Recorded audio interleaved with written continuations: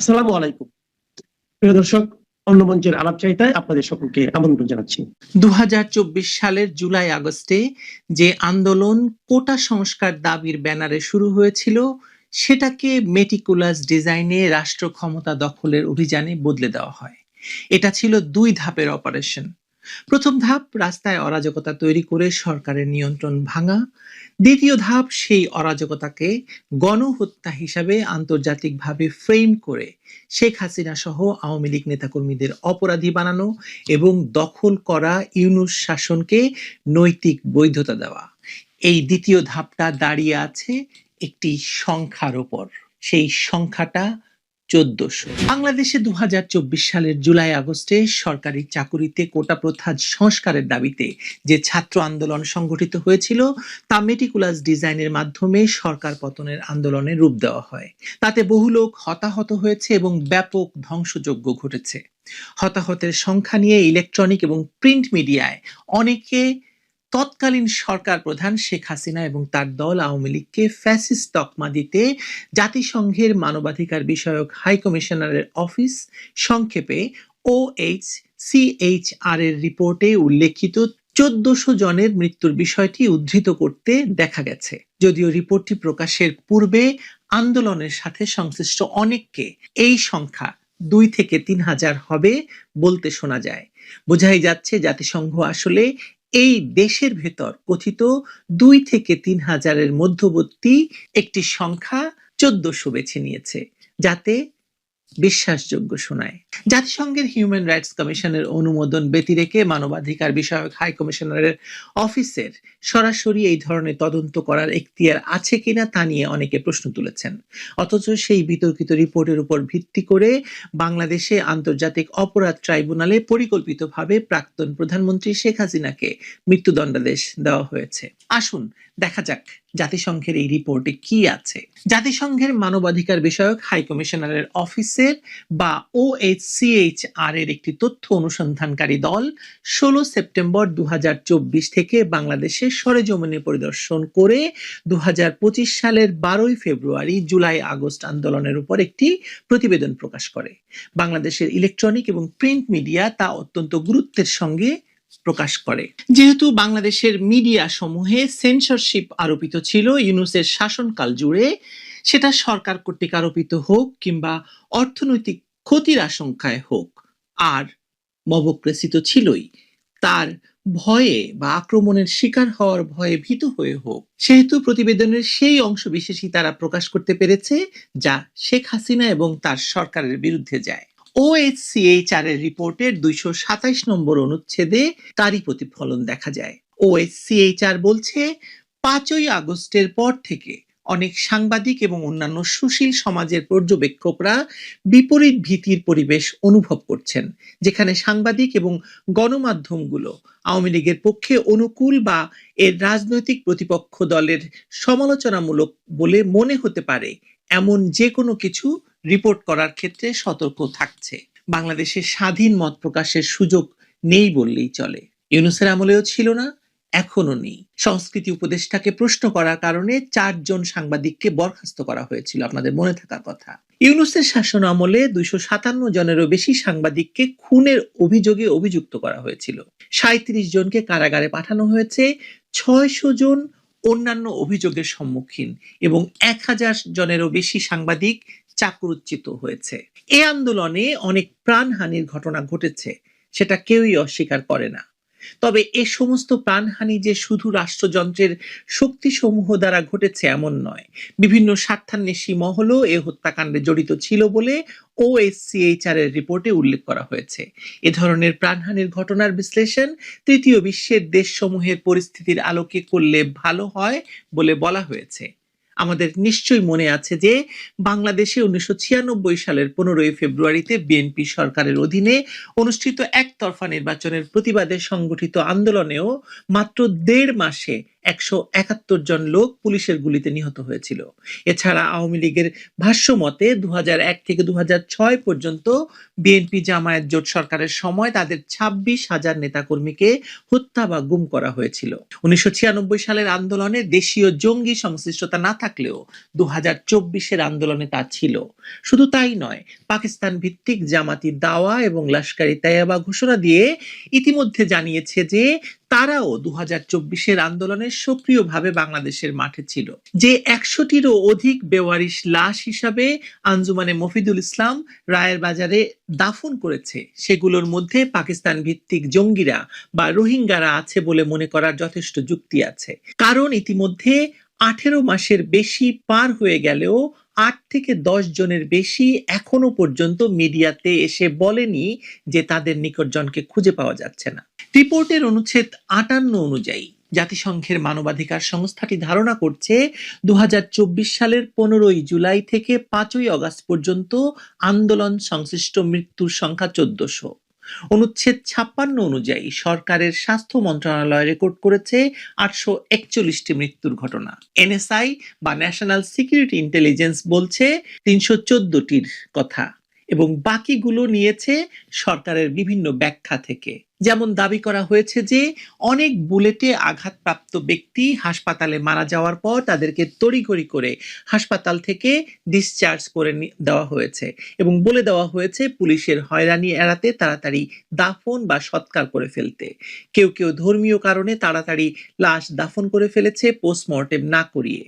NSI প্রদত্ত নামগুলো কেন সরকারি হিসেবে যোগ করা হয়নি তার ব্যাখ্যা ওএসসিএইচআর দেয়নি। আওয়ামী লীগ 15 আগস্ট পর্যন্ত তাদের 144 জন নেতাকর্মী হত্যার যে তথ্য ওএসসিএইচআর কে দিয়েছে তাতে 5 আগস্ট পর্যন্ত 58 জন হত্যাকাণ্ডের শিকার হয়েছে বলে বলা হয়েছে, যেটাও এই হিসেবে আনা হয়নি। পরবর্তীতে মুক্তিযুদ্ধ মন্ত্রণালয় 820 জনের তালিকা প্রস্তুত করতে পেরেছে, যার মাধ্যমে সরকার প্রতিজন মৃত্যুবরণকারীকে 30 লক্ষ টাকা এবং মাসিক 20,000 টাকা ভাতা দিচ্ছে।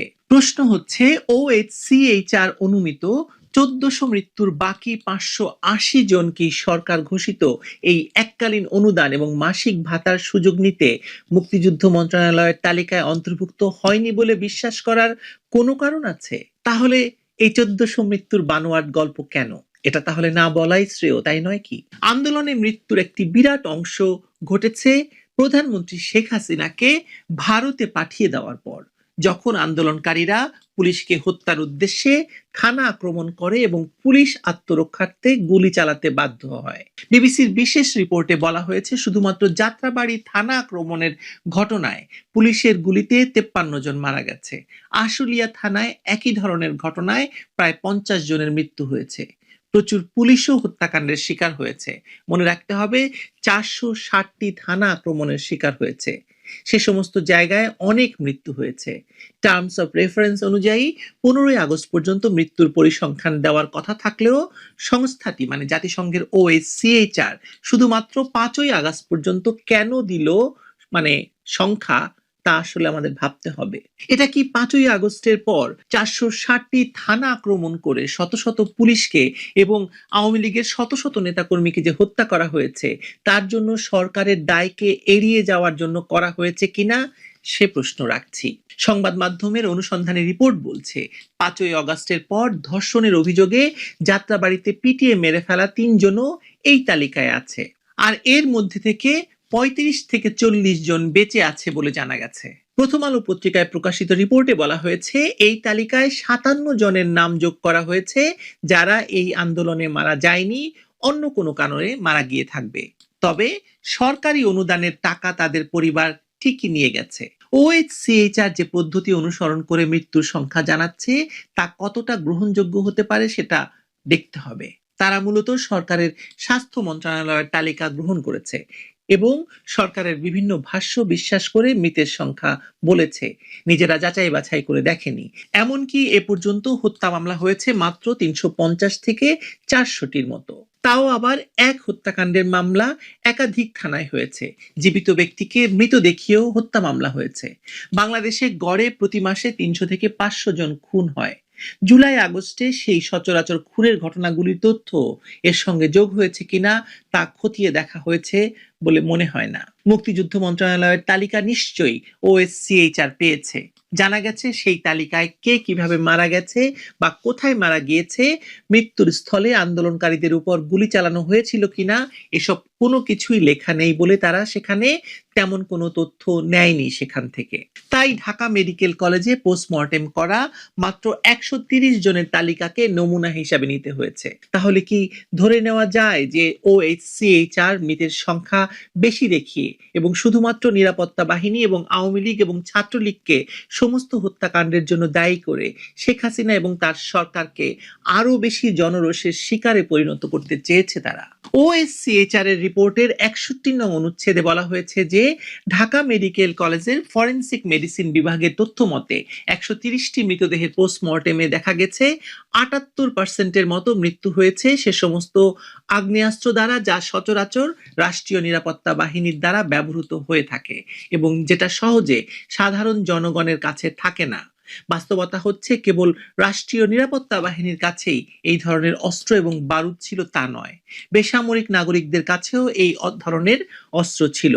বাংলাদেশে মিয়ানমার থেকে প্রচুর অস্ত্রশস্ত্র অবৈধভাবে এসেছে এবং তা আন্দোলনকারীদের দ্বারা ব্যবহৃত হয়েছে বলে তখন পত্রপত্রিকায় খবর প্রকাশিত হয়েছে।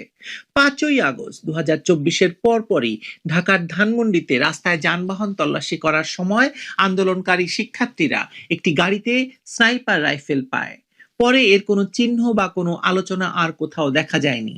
এর কারণ হচ্ছে শিক্ষার্থীরা জানতে পেরেছিল যে স্নাইপার রাইফেলটির মালিক তাদেরই একজন। তাছাড়া শুভ আফ্রিদি নামক একজন সাবেক সামরিক কর্মকর্তা তাদের কাছে মজুদ অস্ত্র এবং তারা যে ট্রেনিং প্রাপ্ত সে বিষয়ে যে গর্বে ভরা মন্তব্য বা বক্তব্য দিয়েছেন তা ইউটিউবে ভাসছে। পরবর্তীতে নড়াইল জেলায় সেনাবাহিনীর অভিযানে বৈষম্য বিরোধী ছাত্র আন্দোলনের এক সমন্বয়কের বাসা থেকে একটি স্নাইপার রাইফেল উদ্ধার করা হয়েছে। বোরখা পরিহিত একজনের স্নাইপার রাইফেল বহন করার ভিডিও ইউটিউবে আমরা দেখেছি। সরকারের উপদেষ্টা ব্রিগেডিয়ার জেনারেল অবসরপ্রাপ্ত সাখাওয়াত হোসেন এই কিছুদিন আগেও বলেছেন তিনি আহত আনসারদের দেখতে গিয়ে আশ্চর্য হয়েছেন এজন্য যে তাদের অনেকেই 7.62 বোরের গুলিতে আহত হয়েছেন এবং আক্রমণকারীরা বেসামরিক পোশাকে ছিল। তিনি সম্প্রতি আরো বলেছেন যে এই যে বেসামরিক পোশাক পরিহিত যারা তাদের কারো চেহারা বাঙালিদের মতো নয়, তার মানে তারা পাকিস্তানের ISI প্রশিক্ষিত জঙ্গি ছিল। যদিও তিনি আন্দোলনের পরপরই এই ধরনের কথা বলাতে তাকে গুরুত্বপূর্ণ স্বরাষ্ট্র মন্ত্রণালয় থেকে সরিয়ে দেওয়া হয়েছিল। বুঝতে বাকি থাকে না যে কেন তাকে সত্য বলার মাসুল দিতে হয়েছিল তখন। তৎকালীন ছাত্র আন্দোলনের নেতা ও ইউনূস সরকারের উপদেষ্টা আসিফ মাহমুদ সজীব ভুইয়া টিভি ইন্টারভিউতে বলেছিল যে জুলাই আগস্টের আন্দোলন ব্যর্থ হলে তারা সশস্ত্র সংগ্রামের ডাক দিত। তাহলে বুঝতেই পারছেন যে আন্দোলনকারীদের কাছে প্রচুর মারণাস্ত্র মজুদ ছিল এবং তারা সেটি ব্যবহারও করেছে সে আন্দোলনে। তাদের গুলিতে প্রচুর আওয়ামী লীগ কর্মী এবং আন্দোলনকারীরা মারা গেছে, এতে বিন্দুমাত্র সন্দেহ থাকার কোনো কথা নয়। তাই এটা বিশ্বাস করা যথেষ্ট যুক্তিসঙ্গত হবে যে প্রাক্তন প্রধানমন্ত্রী শেখ হাসিনা জীবনের ঝুঁকি এড়াতে দেশ ত্যাগের পূর্বে কয়েক ডজন লোকের মৃত্যু হয়তো হয়েছে, যেখানে আইন শৃঙ্খলা রক্ষাকারী বাহিনীকে মানুষের জানমাল এবং রাষ্ট্রীয় গুরুত্বপূর্ণ স্থাপনা রক্ষার্থে গুলি চালাতে বাধ্য হয়েছে। 2025 সালে নেপালে সংগঠিত আন্দোলনে পুলিশের গুলিতে 71 জনের প্রাণহানি হয়েছে। বাংলাদেশের জনসংখ্যা নেপালের চেয়ে 8 গুণ বেশি, সেই হিসাবে নেপালে বাংলাদেশের চেয়ে বেশি মানুষের মৃত্যু হয়েছে। অথচ সে দেশের অন্তর্বর্তী সরকার প্রতিশোধ পরায়ণতা না দেখিয়ে জাতীয় ঐক্যের পথে হেঁটেছে, আর বাংলাদেশে ডক্টর ইউনূস জাতিকে বহুদা বিভক্ত করেছে। এবার আসি আবু সাঈদের মৃত্যু বিষয়ে। OSCHR কি বলেছে? অনুচ্ছেদ 101-এ আছে, পুলিশ আবু সাঈদের বিষয়ে জানিয়েছে যে সে গুরুতর আহত হয়েছিল এবং পরে রংপুর মেডিকেল কলেজ হাসপাতালে মারা গিয়েছিল। মৃত্যুর কারণ হিসাবে মাথায় আঘাত এবং গুলির আঘাত উল্লেখ করা হয়েছে। 5715-6508-7500 OHCHR এর প্রতিবেদনে যে ময়না তদন্ত রিপোর্টের মৃত্যুর কারণ হিসাবে মাথায় আঘাত বলা হয়েছে সেটাকে জোরপূর্বক করানো হয়েছে বলে সম্প্রতি আন্তর্জাতিক অপরাধ ট্রাইব্যুনালে ময়না তদন্তকারী চিকিৎসক জবানবন্দি দিয়েছেন। এই জবানবন্দি শেখ হাসিনার বিচারের চলাকালীন সময়ে রেকর্ড করা হয়। যদি মাথায় আঘাতই হয় মৃত্যুর কারণ, তাহলে তা যে পুলিশের কাছে থাকা শটগানের ধাতব প্যালেট থেকে বা হয়নি তা তো নির্দ্বিধায় বলা যায়। কারণ আবু সাঈদ পুলিশের দিকে বুক পেতে দিয়েছিল, আর মাথার আঘাতটা পেছনে ছিল এবং সেখানে কোনো প্যালেট পাওয়া যায়নি। তবে মাথার আঘাতকে মৃত্যুর কারণ হিসেবে ধরলে সেটা যে তার সহযোদ্ধারা তাকে ঘটনাস্থল থেকে নেওয়ার সময় তাদের হাত থেকে পড়ে যাওয়া বা ইচ্ছাকৃতভাবে ফেলে দেওয়ার কারণে সে যে তখন মাথায় আঘাত পেয়েছিল সে দাবিকেই প্রতিষ্ঠিত করে। এ সম্বন্ধে প্রকাশিত ভিডিও সেটারই প্রমাণ দেয়। আন্তর্জাতিক অপরাধ ট্রাইব্যুনালে ময়না তদন্তকারী চিকিৎসক যে জবানবন্দি দিয়েছেন তাতে মৃত্যুর কারণ হিসেবে শক এবং উল্লেখিত আঘাত সমূহের কারণে রক্তক্ষরণ যা মৃত্যু পূর্ব এবং হত্যাকাণ্ডমূলক বলে উল্লেখ করা হয়েছে। আবু সাঈদকে তার সতীর্থরা হাসপাতালে নিয়ে এসেছিল ঘটনাস্থলে আঘাতপ্রাপ্ত হওয়ার ৫ ঘন্টা পর, যেখানে সময় লাগার কথা বড়জোর আধা ঘন্টা। এই ৫ ঘন্টা তারা তাকে নিয়ে কি করেছে সেটা একটা বড় প্রশ্ন।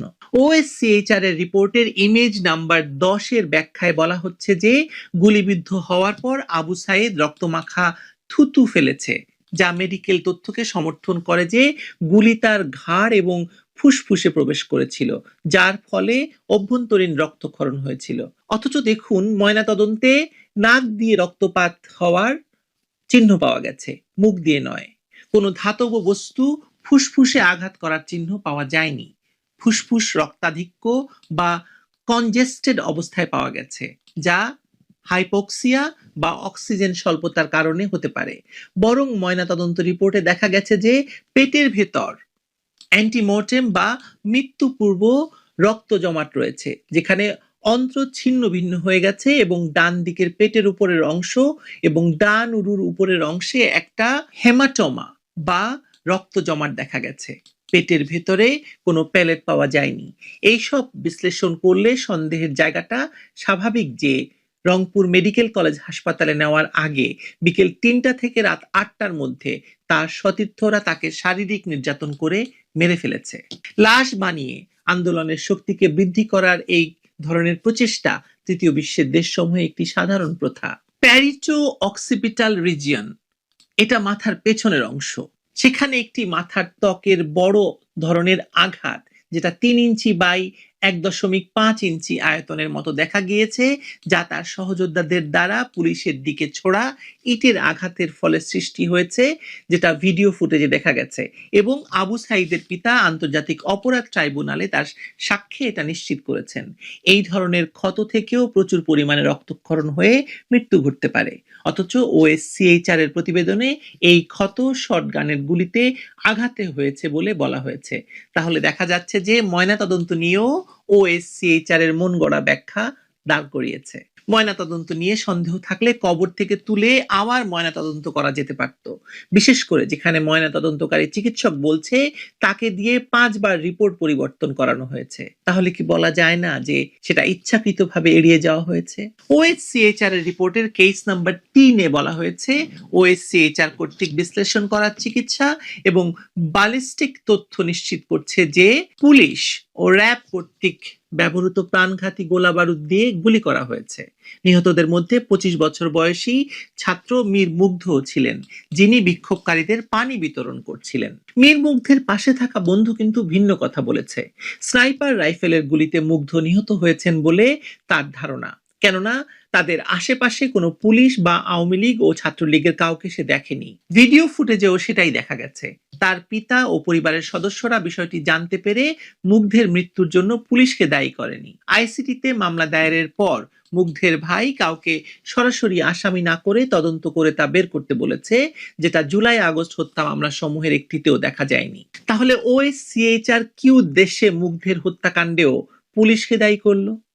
প্রসঙ্গত উল্লেখ্য যে আন্দোলন সংক্রান্ত প্রায় প্রত্যেকটি মামলায় 100 থেকে 150 জনের মতো নাম সহ 800 থেকে 1000 জনকে অজ্ঞাতনামা হিসেবে আসামি করা হয়েছে এবং সেগুলো নিয়ে হরদম মামলা বাণিজ্য চলেছে গত 18 মাস, এখনো চলছে। এবার আসি আন্তর্জাতিক অপরাধ ট্রাইব্যুনালে উত্থাপিত হাস্যকর কিছু প্রসঙ্গ নিয়ে। প্রসিকিউশন বলছে, রিপোর্টের অনুচ্ছেদ 33-এ বলা হয়েছে যে 14 জুলাই 2024-এ অনুষ্ঠিত সংবাদ সম্মেলনে শেখ হাসিনা আন্দোলনকে আরো উস্কে দিয়েছিলেন এই বলে যে মুক্তিযোদ্ধাদের প্রতি তাদের এত ক্ষোভ কেন, মুক্তিযোদ্ধাদের নাতিরা কোটার সুবিধা পাবে নাকি রাজাকারের নাতিরা পাবে। এক সাংবাদিকের প্রশ্নের উত্তরে তিনি একটা বক্তব্য দিয়েছিলেন। প্রশ্নটি মূলত ছিল এরকম: চাকুরিতে নিয়োগ পরীক্ষায় মুক্তিযোদ্ধার সন্তান আর রাজাকারের সন্তান সমান নম্বর পেলে কাকে বাছাই করা হবে? তখন সাংবাদিক নিজেই বলেছিলেন যে নিশ্চয়ই মুক্তিযোদ্ধার সন্তানকেই বেছে নেওয়া হবে। প্রধানমন্ত্রী সেটাকে সমর্থন করে বক্তব্য দিয়েছিলেন। এই বক্তব্যের হীন উদ্দেশ্যমূলক ব্যাখ্যা বানিয়ে স্বার্থান্বেষী মহল আন্দোলনকে জোরদার করার সুযোগ পায়। হাসপাতালে রোগী দেখতে গিয়েও নাকি শেখ হাসিনা চিকিৎসকদেরকে নির্দেশ দিয়েছিলেন নো ট্রিটমেন্ট নো ডিসচার্জ। অথচ ভিডিওতে দেখা যাচ্ছে যে তিনি বলেছেন আঘাতপ্রাপ্তদের চিকিৎসার সমস্ত ব্যয়ভার সরকার বহন করবে, প্রয়োজন বোধে কৃত্রিম পা প্রদান করা হবে। রিপোর্টের অনুচ্ছেদ 121-এর কেস নাম্বার 5-এ বলা হয়েছে 20 বা 21 জুলাই তৎকালীন স্বরাষ্ট্রমন্ত্রী, পুলিশের মহাপরিদর্শক এবং ঢাকা মেট্রোপলিটন পুলিশ কমিশনার যাত্রাবাড়িতে গিয়েছিলেন। সে সময় গৃহীত একটি ভিডিওতে দেখা যাচ্ছে যে একজন স্থানীয় পুলিশ কমান্ডার মন্ত্রী এবং 2জন সিনিয়র পুলিশ কর্মকর্তাকে বলছেন যে পুলিশ একজনকে গুলি করে হত্যা করেছে বা আহত করেছে এবং ওই একজনই পড়ছে, অন্যরা জায়গা থেকে নড়ছে না। এই ভিডিওটি সম্পাদনা করে উদ্দেশ্যমূলকভাবে অংশ বিশেষ দেখানো হয়। পুরো ভিডিওটি দেখলে বোঝা যায় যে বিক্ষোভকারীরা একাধিক পুলিশকে পিটিয়ে হত্যা করার পর ফ্লাইওভারে ঝুলিয়ে রেখেছিল। তারা পুলিশদেরকে তাদের নিহত এবং ঝুলন্ত সহকর্মীদের কাছে যেতে বাধা দিচ্ছিল।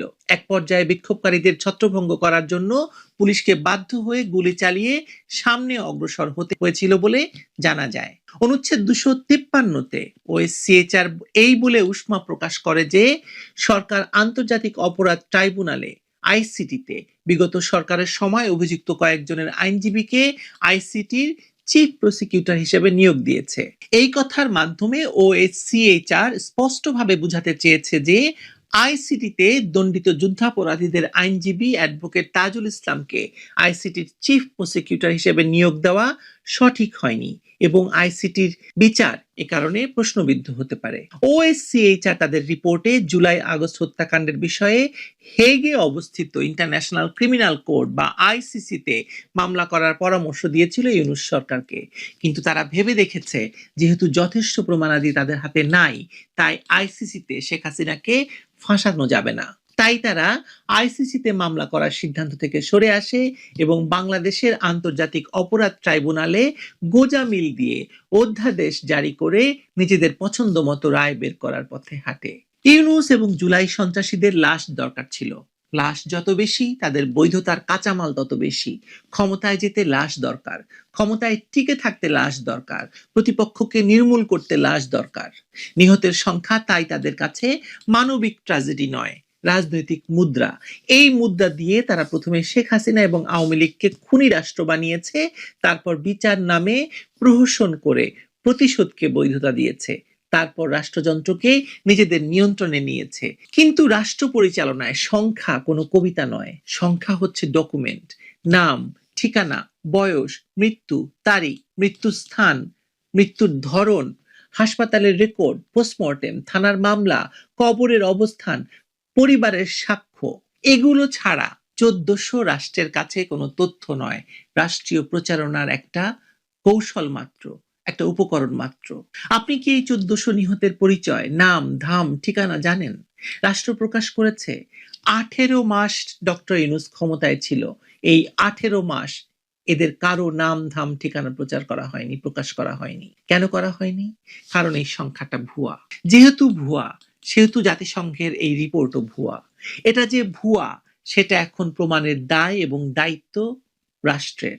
একটি সাজানো নির্বাচনের মাধ্যমে তারেক রহমানের নেতৃত্বে বিএনপি সরকারের গঠনের পর তার কি এই 1400 মুদ্রার প্রয়োজন আছে? নেই। তাদের বৈধতা নির্বাচন, সংসদীয় সংখ্যাগরিষ্ঠতা, প্রশাসনিক সক্ষমতা এবং অর্থনৈতিক ডেলিভারি থেকে আসার কথা।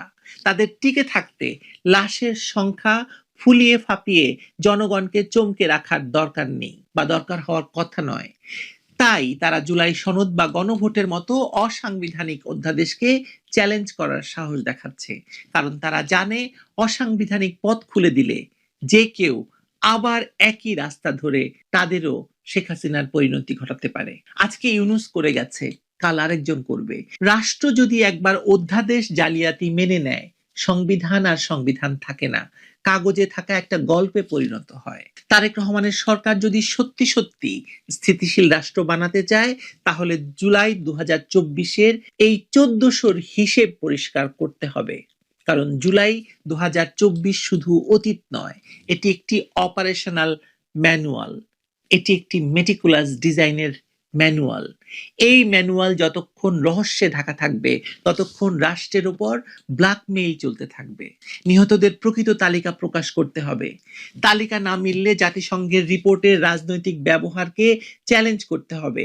বাংলাদেশে নিযুক্ত জাতিসংঘের মানবাধিকার বিষয়ক কর্মকর্তা ভারতীয় বংশোদ্ভূত কাশ্মীরি হুমা খানের ভূমিকা নিয়ে প্রশ্ন তুলতে হবে, কারণ এই ভদ্রমহিলা শুধুমাত্র জাতিসংঘের এই বিতর্কিত রিপোর্ট তৈরি করেছে তাই নয়, তিনি এই সন্ত্রাসীদের নিজের বাসায় জায়গা দিয়ে বাংলাদেশের সরকার উৎখাতে ভূমিকা রেখেছেন, যা কূটনৈতিক শিষ্টাচারের চরম লঙ্ঘন এবং জেনেভা কনভেনশন অনুযায়ী অপরাধ। এবং সবচেয়ে যা জরুরি তা হলো রাষ্ট্রকে এই নীতিতে দাঁড় করাতে হবে যে কোনো সরকার, কোনো গোষ্ঠী, কোনো আন্তর্জাতিক নেটওয়ার্ক লাশের সংখ্যা দিয়ে বাংলাদেশকে আর শাসন করতে পারবে না।